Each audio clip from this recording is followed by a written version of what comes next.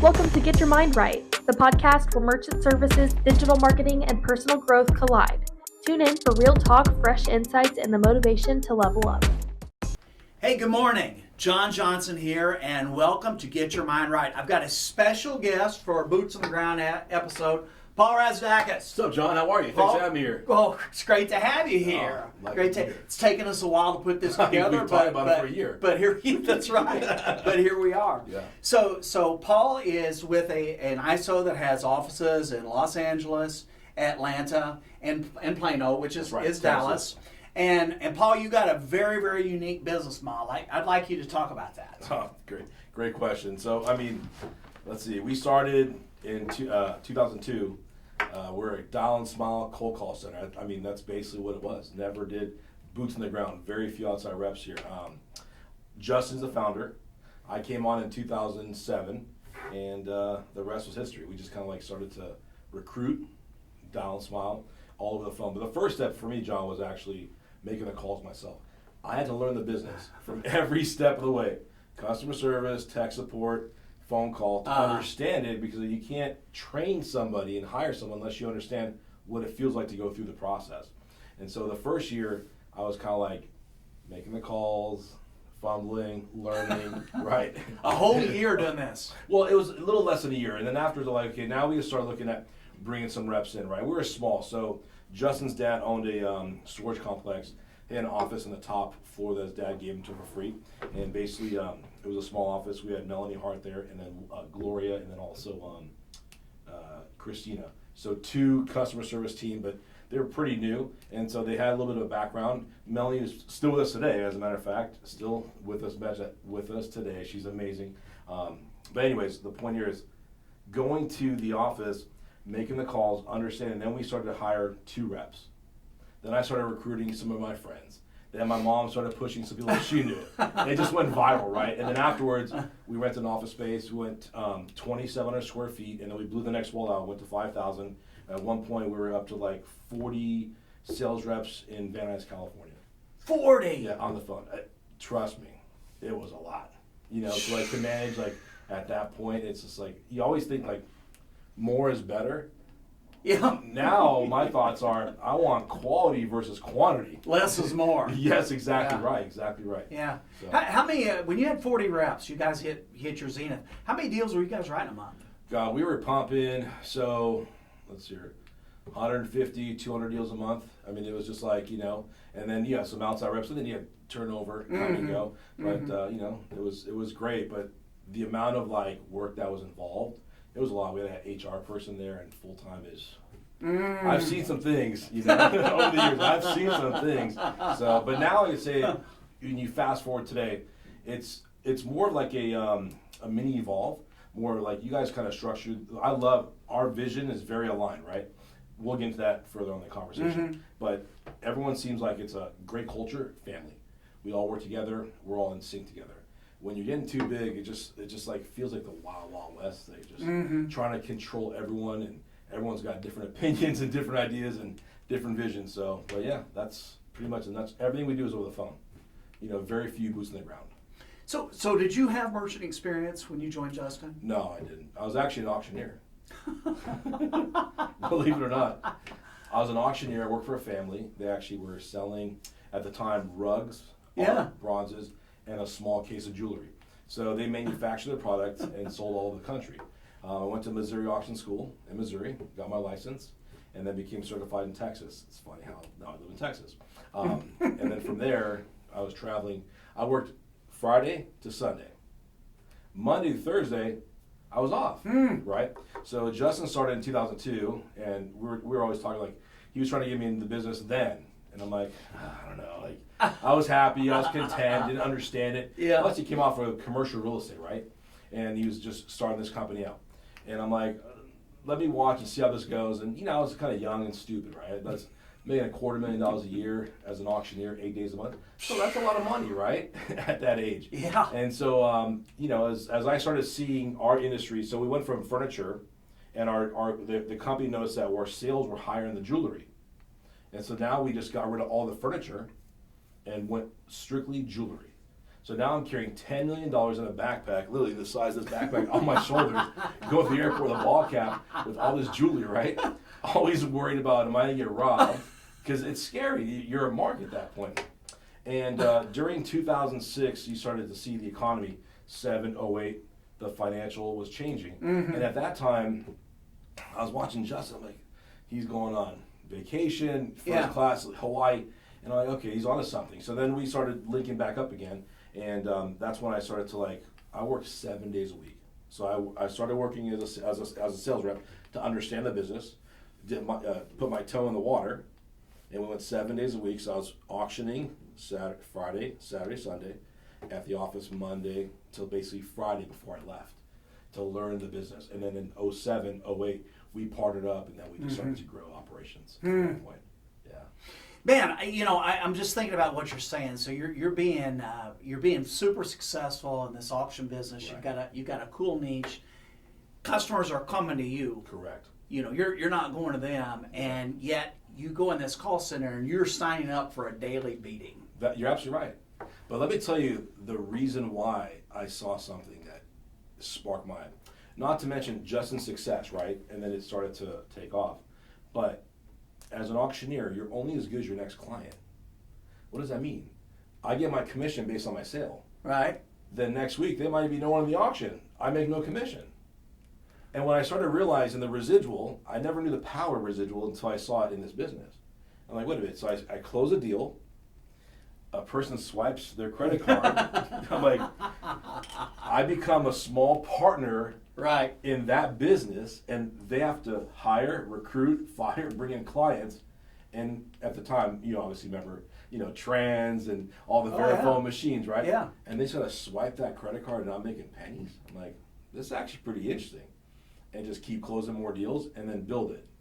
I'm like, I like that concept. Until I got my first commission check. It was like $2.15. I'm like, what the hell am I signing up for here, John? I'm like, I'm out there working literally 4 hours in my mind, but obviously I looked past that. And so I knew that there was money to be had here. And then after that, I closed my doctor, I closed a limo service, and I started seeing $100, $250, and then like $60, and then I'm like, oh, this is adding up. Now I got my car payment paid. I'm like, here we go. Now I'll get my mortgage paid. And then after that, it started clicking. And then I said, Justin, let's continue pushing. We started recruiting reps, and that was it. So you're an extreme outlier. I don't know if anyone's told you this, because you got a successful career. You're a high income earner, and you're taking on something that's just exponentially harder than what you're doing. I mean, there's challenging. But 999 people have 1,000. I'll be like, no, this is too hard. Yeah. I've already got this one career. I'm just going to focus on that. Well, I was that guy at the beginning, though, right? You were that guy before that. Exactly, in the auction. Okay. But then I realized afterwards, I'm like, yeah, because the industry shifted. Yeah. And then my mind shifted. And I saw the business. But you're absolutely right, though. I got to tell you this, Paul. It was I wouldn't say surprised. I got to think of a better verb than that. I must say, not surprised. My eyes were opened up because when Al and I visited you down in Plano, is how involved you and Graham were in deep everything that was going on in that office. I mean, and on the one hand, I'm not saying you guys are micromanagers, but as the guys running that office, you knew the detail of everything that was going on. Oh, you got to have a pulse. Well, that's hard. That's really difficult. Right. And you guys, you're a big energy guy, and your people you hire are big energy, and you're keeping that level thing up when you're dealing with the same confounded issues over and over and over. I mean, that's a challenge. That's a lift. You're absolutely right. Hey, have you always had this big energy? Always. My wife's like, how do you do it? I don't even drink coffee. I've never drank coffee. Well, you can't. I'm like, I don't know what happened. Like, my wife's like, you get up in the morning, if I wake up past 7, the day's over. And she's like, how do you do it? I'm like, I'm just built that way. 100%. It must be my dad. He's up early. He's moving and shaking. And, my mom, same thing. But they drink coffee. Me, 0 water. That's it. That's my day. It's wild. So I want to pivot to the people you hire. So you and your who's your main guy there? That's Adam. It's Adam. Graham Adam. Yeah, so you and Adam were describing to me what your vetting process was for your reps and what their first or second or third day on the job might look like. Yep. So walk us through that.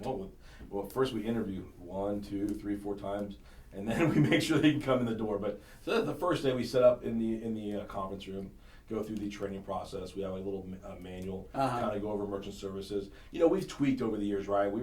It's like evolved. It's the same concept. We're doing 3 weeks of training.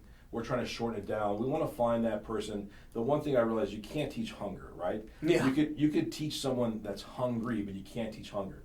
And so first day they walk in, we take out the sales mail. We just do a quick high level, 2-3 hours. Then we take a break, let them see the operation, see some cold callers on the phone, listen.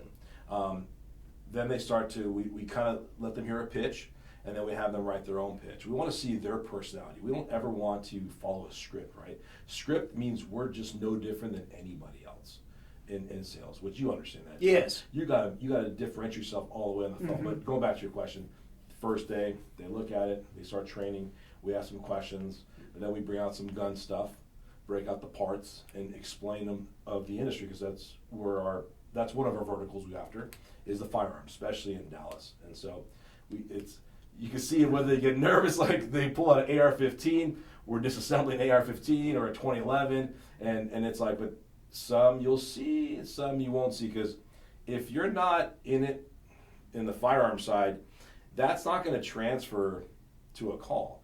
You got to be passionate, and so we tell them up front, if you like guns or you don't. Otherwise, if you don't like guns, you're out. Now, some kids, yeah, I like guns, and then they start to see what's really going on, and then they kind of back up a little bit, like, ooh. But anyway, so that's day one. But you're covering all this during the interview. Yeah, process, absolutely right. It's the beginning, but some people fake it. Some people, But anyway, so we go to the training. They go right along. Go back in the conference room, do the pitch, make some calls together, hear their pitch, tweak. Then by day 3, 4, they got to cut their teeth. We want you on the phones. You're going to fail, right? We want you to fail, because we need the data on the call to learn and hear what you're saying, and then we can help tweak it. And from there, after I would say about a week and a half, 2 weeks, you're starting to feel comfortable. And then I kind of bring the auction piece into it. I tell every rep, when you leave today, go home in front of a mirror and just practice being you, be your pitch. But look at your body language.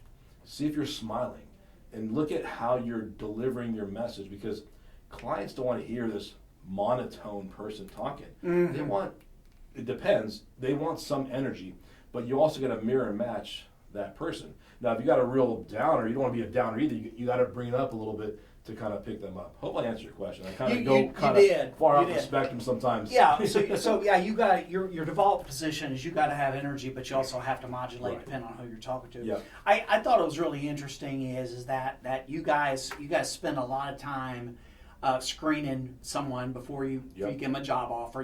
Did they show up on time for the interview? All those things, because they eliminate themselves, right? But then also, as you get people in there that think they could do it, or they sold you a bill of goods, you guys don't spend a lot of time on counseling and re-education. No, it's funny you say that, because it was actually, we're here at the summit. Yes. And we were discussing that, me and Graham last night. Sometimes you don't know, because some take a little longer to pop, and then some don't. And it's like, how do you find that piece? But if the person's not making the call at all because they're scared, they'll never pop. You're just in the wrong job. You're not meant for sales on the phone. Then I say, okay, let me see if you can go outside and just do a couple door knocks. And if you can't go with a business card and talk to somebody, then you're just not in the right company, in the right business. You got to go find something else. And then we just kind of help them make that decision on their own. So most people just kind of realize, this isn't the right fit for us. That's, no one likes to hire and fire anybody, right? Right. It's like, it's uncomfortable, but has to be done. But on the other hand, I mean, you guys, your approach on this is you're actually helping them say, hey, this is now something you can cross off your list. Absolutely right. Yeah. Go find something you can be successful at. I agree. Yeah. I agree. Yeah, you're helping them out. You're keeping them on 2 or 3 months. You're burning that time. They're never going to get that back in their life. I'll keep someone a little longer, John, as long as they're making the call and we're you got to see tweaking the progress. pitch. Exactly right. Yeah. Like if I see progress in your pitch, right, doesn't mean you have to close the first deal, right? Because it's pretty rare. Some close the first deal in the first like 2 days, 3 days. That's pretty rare. Give it like 3 weeks, right? But if I'm seeing statements and I'm seeing conversation and I'm actually seeing conversation, to me is productivity. Not making the dial and just hanging up, oh, I called but no one answered. If I'm seeing good conversation, now I'm just going to teach you some of the right words to use. And then we're going to learn from that call and pull that call and see where do we make the mistake. So, but I think within 3 weeks we know it's either going to fly or we're going to say goodbye. Yeah. Maximum 90 days. Yeah. Yeah. It's great. Yeah. I mean, it's the way to live. Yeah. You know, it's a little tougher than what some people might Right. be comfortable with, but it's a way to go. Yeah. You know, Paul, I see a lot of shops, and Yep. and I'll tell you guys are really unique. And I know you've got a few verticals, but Right. you and I have talked about the firearms. It's a let me give the right address here. It's elite2apay.com. That's right. That's right. Yeah, elite2apay.com. We'll put that in the description down at the bottom. But you guys are really unique on how you focused on this, and like you were telling earlier, you break down an AK-47. Right. You know, like someone who specializes, say, in roll-off dumpsters. They're not going to put a dumpster in their conference room and say, "Here's how we disassemble it," right? Right. But it's also so important for you guys to connect with these gun store owners. 100%. So tell me about that, about what that credibility means and the knowledge of the industry. Well, it's funny you said that. Gentleman last night, he's like, how do you guys sell to the guns? And I said, we don't sell to the guns. We become buddies. Because they start to realize, so let me just back up for a second. So we were in the firearm space prior to moving to Texas, 3 years prior. And then Adam, which you met, our sales manager, he's a big gun enthusiast, right? I like guns, but I always say he's like next level. I mean, the guy does time sweeps, where I told you, through his house like every single week in case someone breaks in. His wife times and see how fast he sweeps. He shoots literally, I think probably like every single day, maybe twice a day, just like 20 minutes at the range because he's always locked and loaded. He goes, break, come back, and then he's done. You know, he's upgrading his parts. But anyway, so the point is, his passion is guns. My passion is guns, but not to the same degree. And so we were like, you know, in 2002, moved to Texas, we're like, we're going to hit a vertical that we want to just kind of really focus on. And so, you know, one of our other reps, Kevin, has, you know, some clients, some big name clients in the firearm space. And then Adam's like, why don't we just say hit the guns? And I said, why not? Let's take a look here.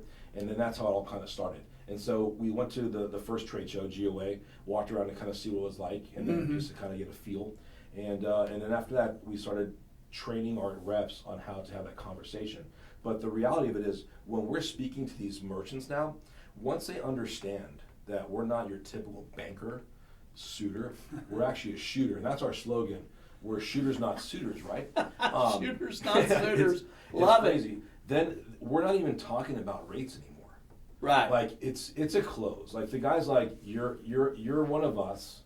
You're a bro. We want to do business with you, and we show them the numbers in the proposal. But then, like, because Adam's on almost every call with our sales reps as he's training them to show them how to close. And Paige, who's become very involved in the 2A space, and she's doing really well in the space.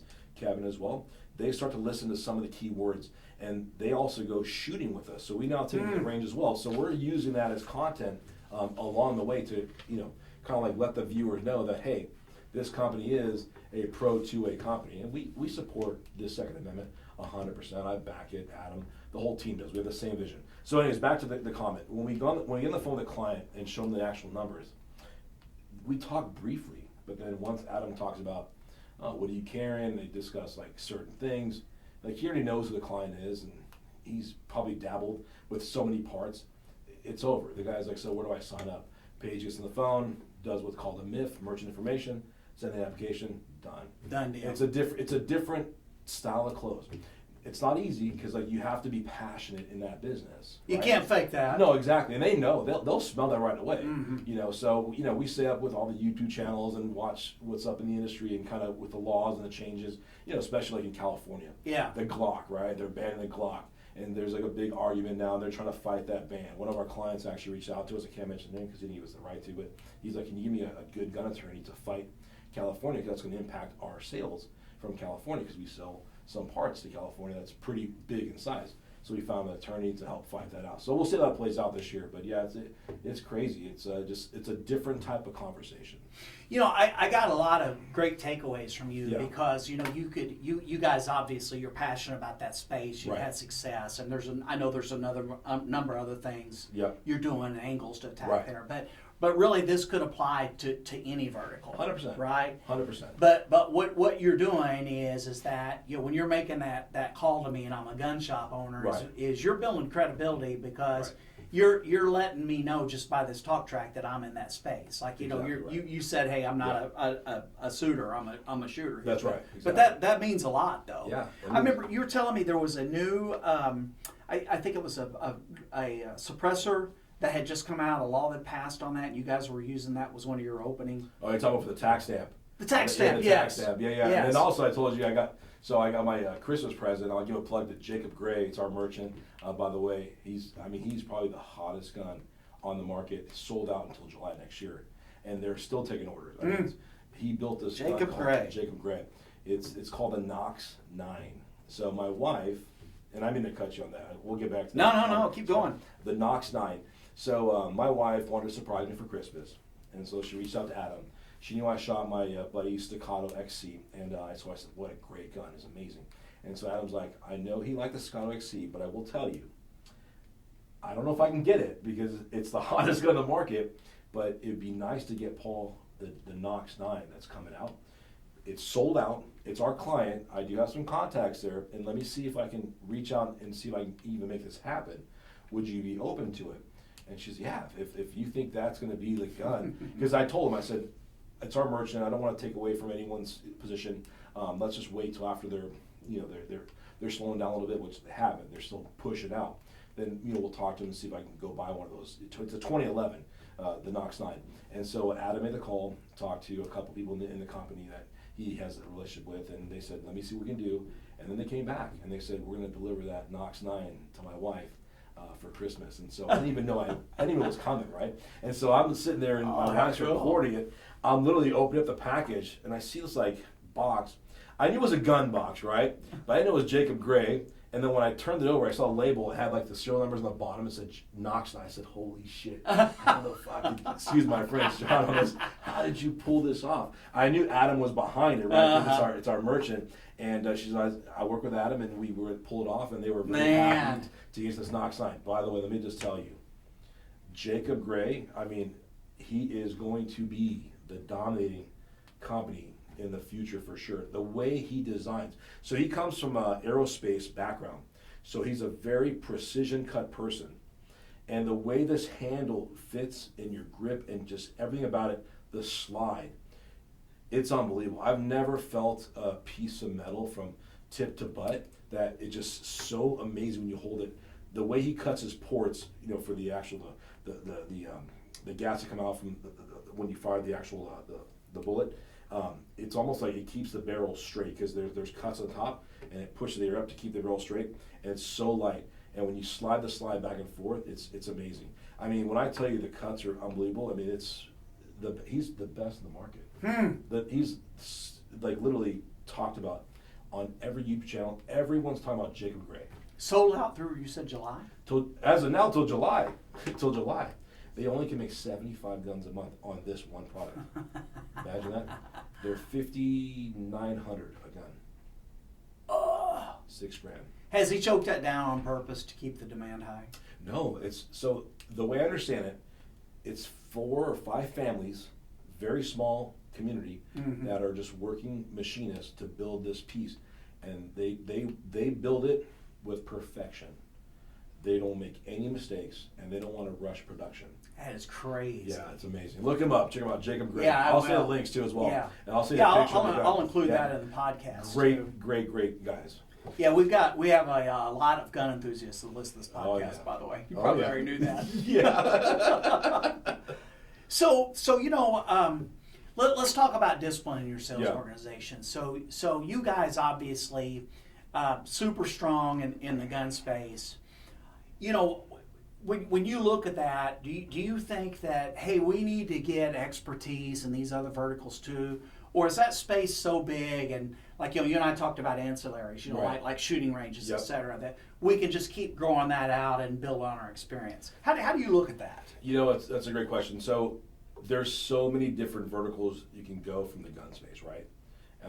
You can archery, fishing, basically cover the outdoors, kind of like what Evolve does, like the woodsman, right? So it's not just only 2A. Obviously, we started with the gun side, but it continues on. So when I look at the space here, I look at manufacturer, right? Who makes the bullets, ammunition, and then holsters, accessories, and then you go into like who's supplying the product, the metals, right? Even for manufacturing, like you got to buy the metal from somewhere. The dies. How about the machines that they're using to cut these pieces? So you can, I mean, I like to, I say I go deep and I go wide, right? In the space of that one. Exactly vertical. right. Yeah.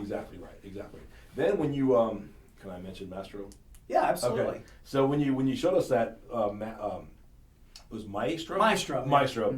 I was blown away because in my mind, when I saw that product, and when you showed me, we put in that gun range, and it gave me a lot of those like pros and cons, like good talking points.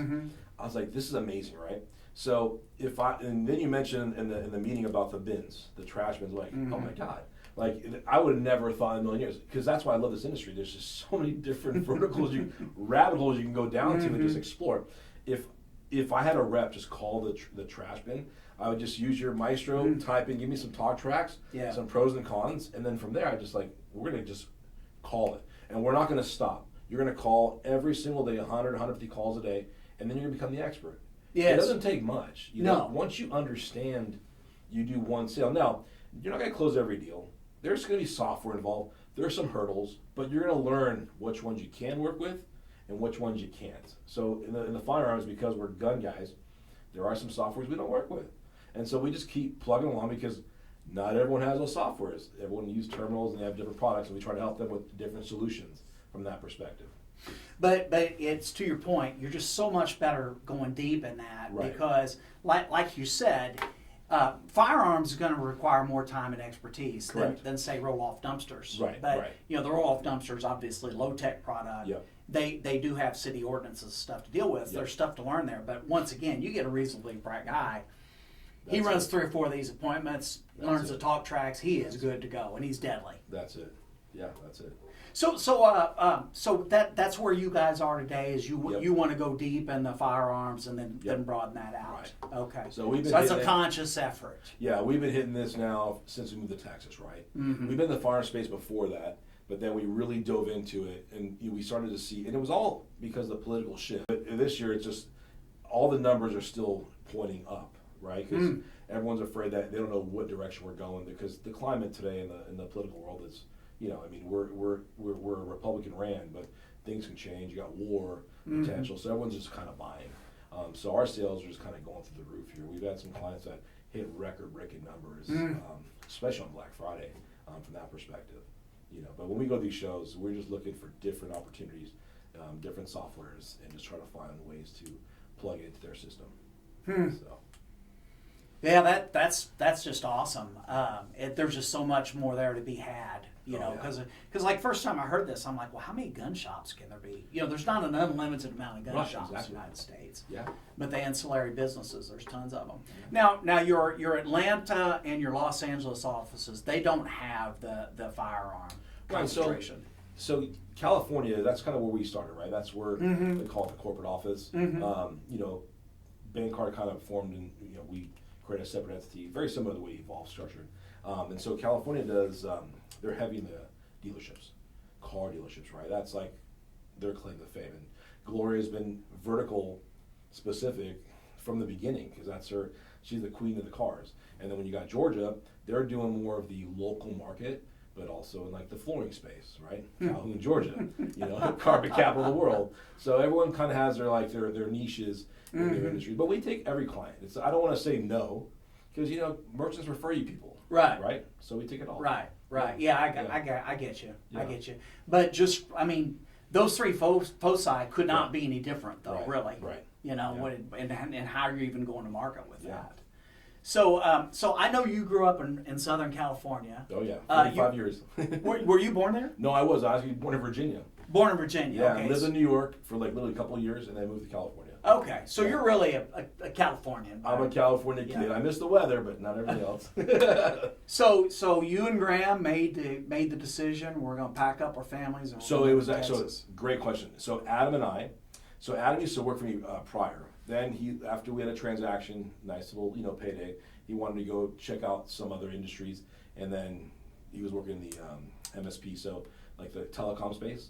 Yeah. And so and then I reached out to him like, hey, I'm looking about moving to Texas, and he's like, man, I would like to get out of California. Being a gun guy, right? Yeah. He's like, I got a little special push, but I have a California compliant AR-15. It doesn't work out here. I got to go to Texas. Automatics, baby. I said, would you be open to moving to Texas? I would. And then I talked to Graham. But when I decided I'm going to make the move, we sent an email to everyone in the company. Anyone wants to move with Paul, we're going to open an office in basically Dallas. Mm-hmm. And so a few of my reps said they're coming with me.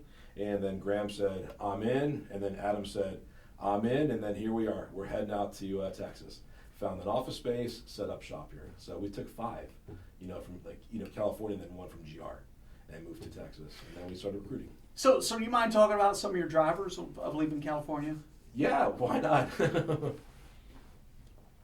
Well, first of all, I have two kids. I have 2 daughters, and at the time they were 3 and 5. Mm-hmm. And so, I have my opinions on the vaccine. I have nothing against it. I believe in choice, right? And if you're going to force me to put something on my body and on my kid's body in order to do something, that's going against my will, right? California does not accept any exemptions, even religious exemptions. And homeschooling wasn't really an option.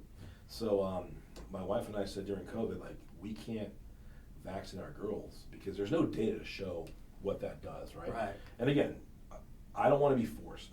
California forces that. In order for you to go to school, you must be vaccinated. We just finished building our dream home. Literally. Calabasas bought in 2018, not from ground up, it was a full gut remodel, 1 year renovation, living in my other property. And COVID hit. 2019 had the baby, then COVID hit, we're almost done. And so we moved in, living there, it's a beautiful view. I'd come home from work, sit in my backyard, glass of wine, a couple times, once in a while. Living the dream. Yeah, just in this nighttime view, see the city lights, I'm like, this is great. Live in a cul-de-sac so the kids can play when they get older. It's wonderful. And then all of a sudden COVID hit, and that was it. And we started seeing everything with the vaccines, and everyone just kind of in our neighborhood would yell at me, walking my kids, down the street with no mask. I'm like, wait, what are you talking about? It's outside. There's no COVID flying around in the air. Well, there is. Yeah, and then you add the homeless to it, Mm-hmm. and then you have the crime. They broke into my wife's car, stole the diaper bags, and it just didn't feel right. So the real truth was, I didn't want to give my kids the vaccine. That was the fact. I want to protect them from seeing the homeless.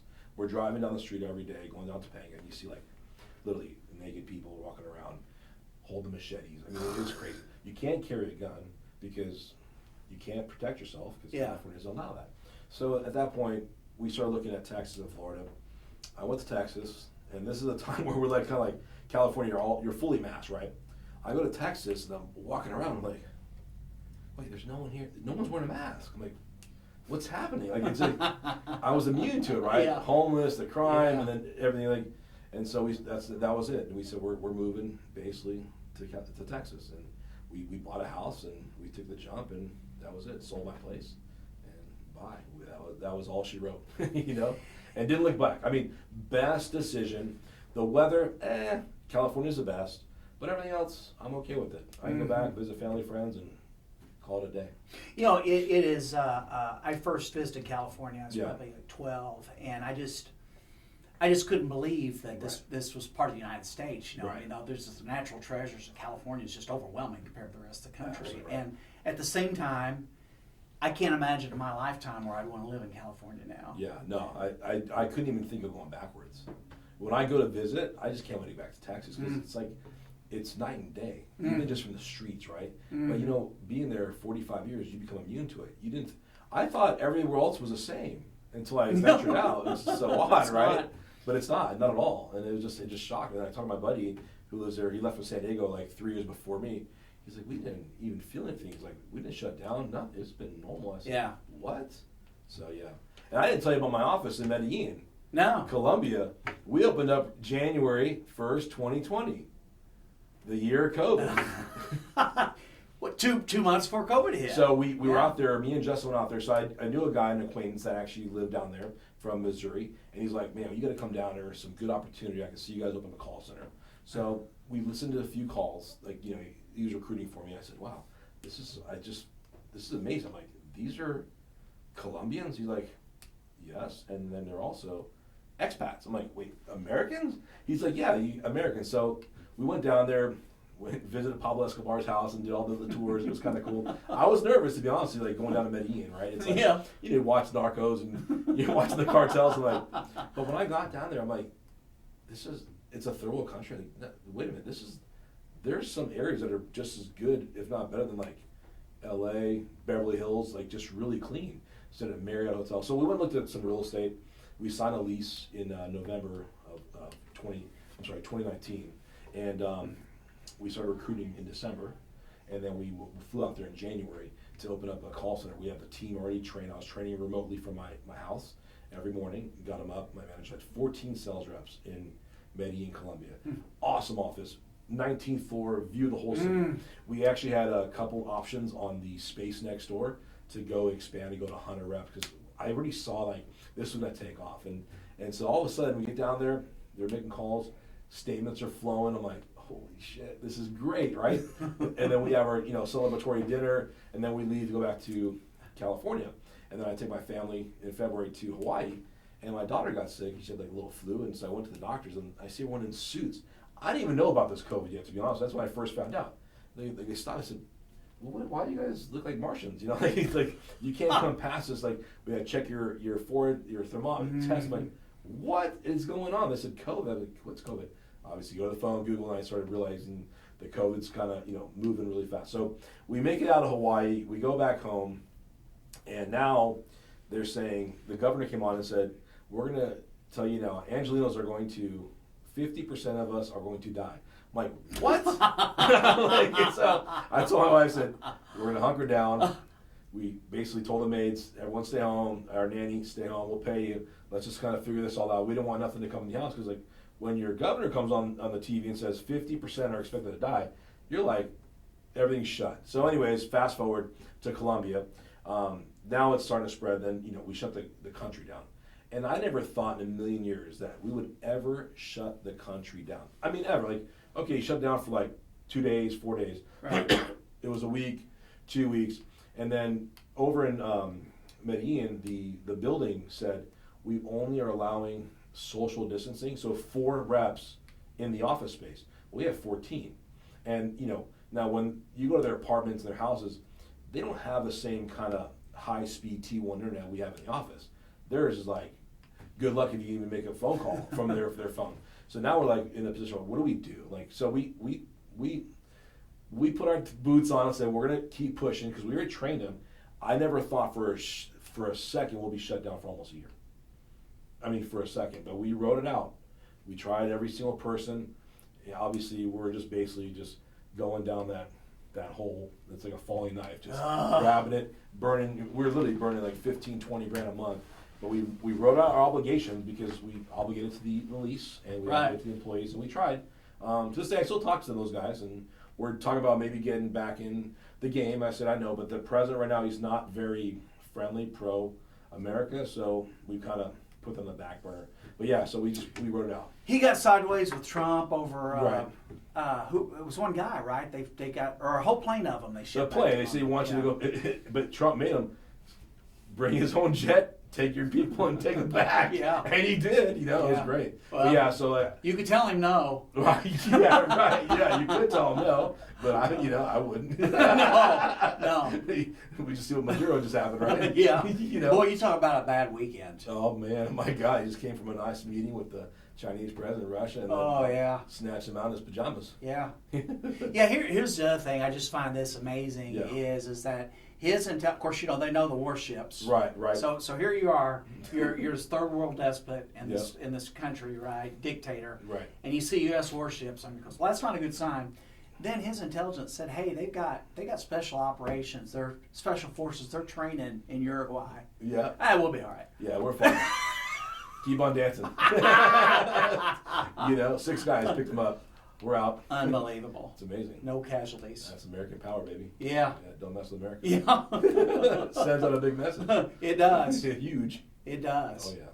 So any rate, it's still. I mean, that's a great story you shared. I mean, you and your wife, you kind of got your hands forced on that, because I remember when this was going on. Yeah. They were saying there were like respected medical people saying, hey, this could affect the fertility. Right.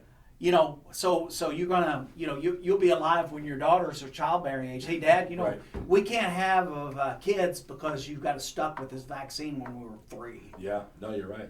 That's a hard one to swallow. Big time, right? And so my wife, because she wasn't born in the U.S., she's actually from the former Soviet Union, from Belarus, right? And she's like, she came here when she was 10.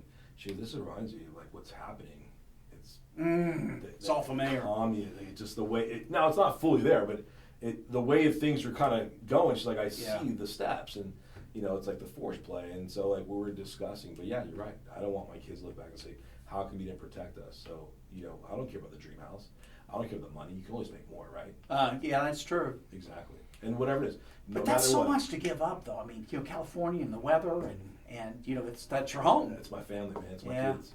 It's my duty to protect my kids. That's true. Right. I don't care. That's at true. any expense. But that just shows you how dramatically bad things got. Right. Because it wasn't one thing. I mean, it ended up that was the coup de grace. Right. But it was all those things building up to it too. 100%. Yep. So, but the other side, I'd never been to Plano before, and Alan and I were both. I don't think he'd been there either. Yeah. We were just knocked out. I mean, right. First thing that struck me is how clean it was. Right. You don't see trash. Nothing. Sidewalks have been swept. Right. the street. The business area in, all the landscapes manicured. It just looks just prosperous and clean and healthy. No homeless problem that I witnessed. Zero. All in Dallas, downtown, but not in the suburbs. Yeah. I mean, that's what when I went there, I told my brother, I said, "Where's the homeless people?" We don't have any. I said, "Show me." I don't believe it, because I didn't know that didn't exist. She goes, "You don't have them here." I'm like, "Really?" Like you said, it was clean. It's like, what am I doing? Like here, it's like old, dirty, homeless. Like you walk out your house, you got tents in front of your door, and you're walking down the street, and you see needles, and you see all this stuff. It's real, and then you go there, and you're like, whoa. I'm like, this is Twilight Zone. Yeah. But you're right, it's beautiful. I love it. That's why I said it. Just if I can change one thing, it's just the weather. Everything else is perfect. Yeah. Perfect. Boy, that humidity is rough. I'm adjusting as best I can. As long as we're in the office, I'm not out doing outside sales. So, but yeah, it is tough, but AC's pumping. So you were born in Virginia. That's right. Right? And when did your parents come to the U.S.? So my mom is American, and my dad is from Greece. Right? He's from the island of Crete. It's a large island in the Mediterranean. Mm-hmm. He's raised as a farmer. His family owns farmland. They do olive oil, so like it's olive trees. And then animals, but mainly that's their source of income was the olive tree. So my grandfather fought in the war, and so when the Germans invaded Greece, they invaded Crete. He was one of the generals that led even the farmers, and so the country rewarded him, and they gave him land, right? Because they couldn't give money. They said, this is all your land. So they gave, I don't know how many acres, I think it's like just shy of like 60 or 70 acres of olive trees. And so they farmed that every single year, sell it to the government. And then my family would keep the first press of the olive oil, and then would ship it to my dad, every single year. We get a little, it's not a lot. It's like 4 gallons, and it's enough, for my family to survive. And then the rest they sell to the government. But the first press of the government of Greece buys the olive oil. That's right. They have a contract. They just keep buying. It's every year. So whether they have a good season or they have a bad season, if they have a certain strike price, they always pay them no matter what. So they always relied on that income. That's how they made their money. And what a deal! Yeah, it's pretty cool, right? So they just kept pumping olive oil in there, and then they sent us our portion, which by the way I have bottled for you. Oh, I can't wait! I can't wait. The first press, which is the most important piece, because that olive oil, it's not mixed with anything. It's the first press. Everyone in the world wants the first press. It's very expensive. If you look at like when you see the bottles of oil and say, hey, first press, it's not 100%. They have to mix it with others. to say it. They put a certain amount in with the first press, but this bottle I'll give you is 100%. So, yeah. My mom's from New York, and my mom and dad met in New York. Greek, so I'm a Greek. My mom's Greek, my dad's Greek family. Yeah. So, yeah. They got married, and my dad's an American citizen, and he's been a mechanic and owned gas stations and worked very hard, and just basically told me one thing. He's like, your word's your word, son. That's all you got. Once you lose your word, you're nothing. Now, I always took that from my dad, and the work ethic. He was a hard-working person. So now tell me again, who runs the farm in Greece? So my dad's whole family, his side of the family. Okay. Yeah. Okay, so he's got brothers that are Brother, still over there. sister, yeah, exactly. Excellent. I have cousins out there. I was actually there last year in June. Nice. Took my wife and the kids, and they had a blast. I mean, they loved it. You bet. live in Texas. They went to the farm. They saw the sheep, the goats, the chickens. They were like, "Wow, this is amazing." It's like you go to the zoo and see that stuff, but they went in the backyard and picked out fresh cucumbers and certain vegetables at the season for June. And they're picking all the produce in the backyard. It's pretty cool. Yeah. Yeah. That is so neat. Yeah, it was amazing. So do they come over here, your family in Greece? They come over visit? So before COVID, they would come out every second year. And so now, the longest stretch was because of COVID, right? You couldn't travel.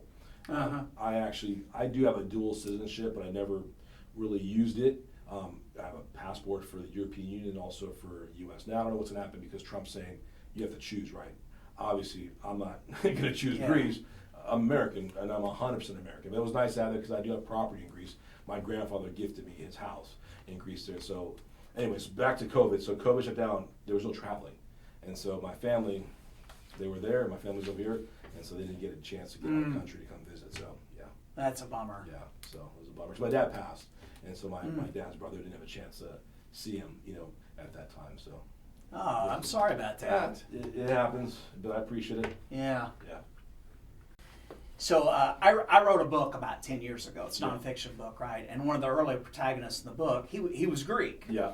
So he came to America like so many through Ellis Island, right? Right. So his name was Tsingos, Tsingos, right? And it was he had one of those 28-letter first names. So the guy at Ellis Island goes, "That's no good."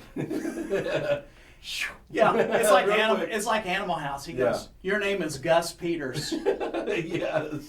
And it was so weird, and I didn't figure this out until later on. Right. So his son was in the 80s. Was in his 80s, and my wife tracked him down. Yep.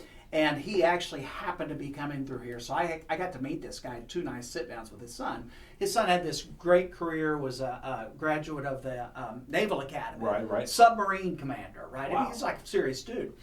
So I was talking to him about his dad, and we're going through this stuff, and it's just like one thing after another. He didn't know about his own dad, right? Really? And I said, hey, have you ever thought about somehow incorporating your family, your real family surname into it? Did not know his family's surname. You seriously? And he's literally writing it down. Wow, but what was the reason why though? Well, so I thought, man, this is weird. Yeah. I thought, I'm missing part of the piece of the puzzle here. Yeah. No, I wasn't, because what happened when people and it wasn't just the Greeks, it was all of them. When they came to America, they literally burned the ships. Right. Their names, their past, their language. That's all dead. Yeah. We're Americans now. I'm Gus Peters. Right. No, why would I talk to my kids about that? Yeah, I think you're right. From something that's dead and doesn't matter. Yeah, you're right about that. I mean, they did do a lot of shortening and make it a lot easier. That's for sure. Yeah, a lot easier. Yeah, you're right. But I don't know how you get. Again, I mean, I don't even remember. It's like Crystal Stoffenstein or something like that. Right. Singos. Yeah. I don't know how you get Gus Peters out of that. Hey, it sounds good anyways. It's funny because my last name is Rasidakis, right? So all my life in school, I always say razzle dazzle. You sound like a dinosaur. I just brushed it off. It didn't really bother me. It's like I was very proud to be that. Came from a Greek family, and because I used to travel to Greece and see my family and see my grandparents, and we're proud Americans, but I was proud to say, hey, I have family in Greece, and you get to go live by the beach, go to the water. It's a beautiful country to visit too. That's pretty cool. Yeah, actually really cool.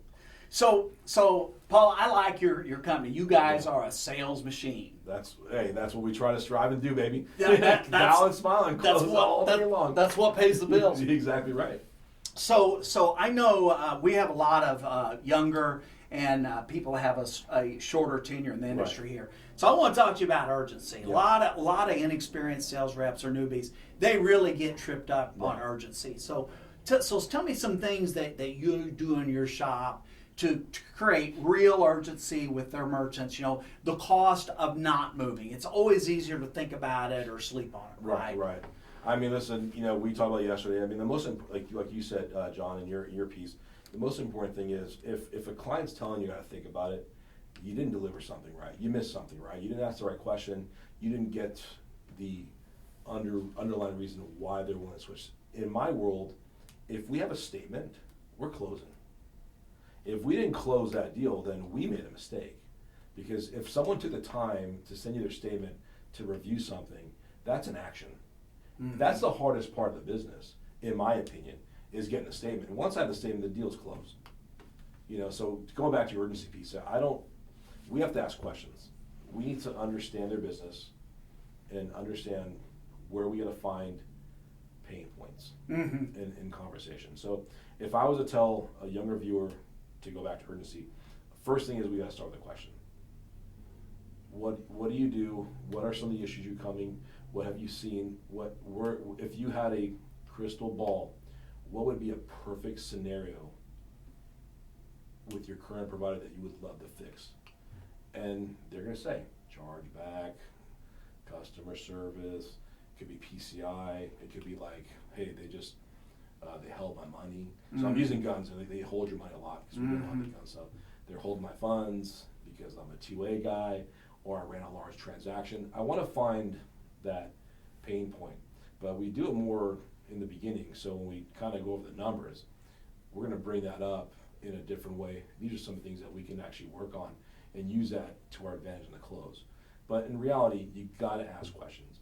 You cannot let someone tell you that this deal, I have to think about it, move on. Because that, to me, that's just a drug to get you off.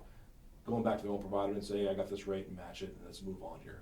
Here's what I think I heard you say, is that you're not creating urgency at the end. You're creating the urgency through all the questions. And the merchant, when you find where there's pain points are, or you're saying blue sky, what would you change here? Right. He's put that urgency on himself. The client closes himself. Yeah. I take the data from him and use his own information to close his deal. We do discoveries, right? So because we do it on the phone, I don't go door to door, and because I know door to door is a little bit different than the phone. It's similar because on a phone call you have to make an appointment. Sometimes you got to have that I missed the appointment. I have something going on. Eventually you want to say, listen, if it's not the right time for you, let me know. I don't want to keep wasting my time with you. And you got to have that hard conversation with that client and let them know up front. And eventually they're going to say yes or no, if that's the direction you're going. But for us, I lost my train of thought here. We were talking about the urgency and the right questions. And So we go into a discovery. That to me is everything. Once we receive a statement, we're asking certain questions, like I said before, to figure out the pain points and anything else and then I ask the real question is, besides saving money, I want to go back to my team, is there anything else that you can see that would stop us from doing business? What does that do, John? It helps them vomit everything. Right. What is it? I'm in a cancellation fee. I'm in a contract. My brother-in-law. I want to know what I'm up against because time is money, right? So I ask that question up front.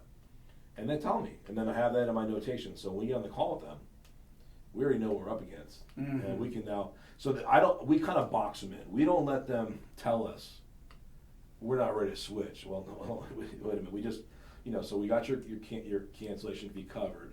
What else is holding you back here? So what's changed? We'll use certain these pieces into our conversation and kind of let them, it kind of brings them back to that memory, like, well, we asked all the questions, so if I can deliver everything you asked for, why would you not move forward with me? Right.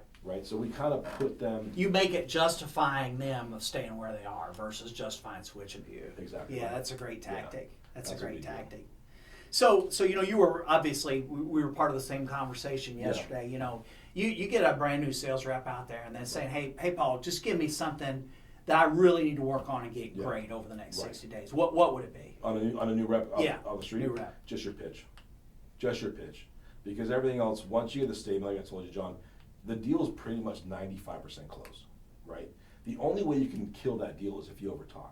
Well, that's a problem. That one. Yeah, if you overtalk. Sales reps love to continue to talk. Mm. All you gotta do is listen. Ask questions, listen. And that's it. Focus on your pitch. And then after that, understand the business. Stick to a vertical and just pound through it and become the expert at it. Learn the vertical, be That's the it. expert at it, and get great at your pitch. Before the shotgun approach, it still works. Yeah. You know, but like, you have to have experience with the shotgun Yeah. approach. As a new rep No, I come on agree. board, you have to just pick one niche and just keep working it and just go through it and walk the path and listen and learn now and kind of find the lingo. And once you find the lingo, then it starts. It's like this. It starts coming together into a straight line. Uh-huh. You know, I love that straight line. You keep everything on a straight line. You know. Mm-hmm. So. That's great advice. You know, Paul, I got good news and bad news. I mean, the bad news is we only literally got through like 10% of what I had here. But I'd love to have you back on the show. I'll do it again. I mean, for my first time, I'm not gonna lie, John. I'm a little nervous. I'm not big on cameras, you know. The camera loved you. Being an actor is not my thing, you know. So definitely we'll do it again. I appreciate you having me out here, and it took us a year to get there, and Yeah. we'll do it again Yeah. for sure. It's great, and it's fun to have these topics, you know, and it's good for the viewers to see this, right? This is the real stuff. It is. You know? It is. You know, and there's people out there say, hey, I'm not interested in guns. Right. It doesn't matter. Right. Insert vertical here. You laid out the template and the playbook Exactly. here. Let me ask you a question, John. Oh. If you were to get in the credit card processing world today, what would you do differently today than you did before? Well, yeah, I can answer that. Yeah. What I wish would have happened when I started here is that Alan would have put me in deployment and customer service for about 2 months. Okay. And you know, handling calls where customers are wanting to understand their bill and such on that. Right. Figuring out like when you've got a gateway that you can't get installed or a Yeah. terminal, because you know, I've picked that up obviously along the way, but Right. I do not. I mean, you're like you. Right. You guys, you don't even have to think about it. It's all Yeah. right there, and it's Right. not there for me because Right. I've not done that part of it. Right. But that's a key thing Yeah. in my job, Right. that I'm missing. So would you say if you had the perfect sales rep, if you took your customer service or your tech and put it in sales, who would do better, a sales rep or a tech support person? Oh, in a sales job? Yeah, if you took both of them, right? I mean, obviously, I don't think tech or sales like to sell, but with the knowledge they have, who do you think would close? You know, I would say if they were under my tutelage, I'd have more success with the tech because they're process oriented and they're going to do what I teach them to do versus cowboying it. That's right. You agree with that? 100%. Okay. I've always said I passed the test. I always said if our tech support ever did sales, they'd be dangerous. I mean, the numbers would be astronomical because they can fix the problem, take care of the solution. You know, it's amazing. But They don't know how close they are to a sales job, really. You're 100% right. They're solving You know, problems. 100%. I always tell Graham every day. You know Graham. Oh, yeah, you know, yeah. Over 17 years with us, but I say if you did sales, I mean, you'd kill it because you have the solution for every single piece, and you know he dabbles a little bit, you know, but yeah. So Yeah, he's not scared. he's not as scared, but yeah, we're getting him out of his shell a little bit more and more, you know, from that perspective. So great show, John. Thanks for being on here. Hey, folks, check them out. It is elite2apay.com. I always just stumble over that. That'll be in the bottom in the description. And once again, Paul, I look forward to having you back. For Paul Rasidakis, I'm John Johnson, and I'll see you back here on Friday for Get Your Mailbag. Get your mailbag right. Yeah. Let's try Get Your Mind Right, Mailbag Edition.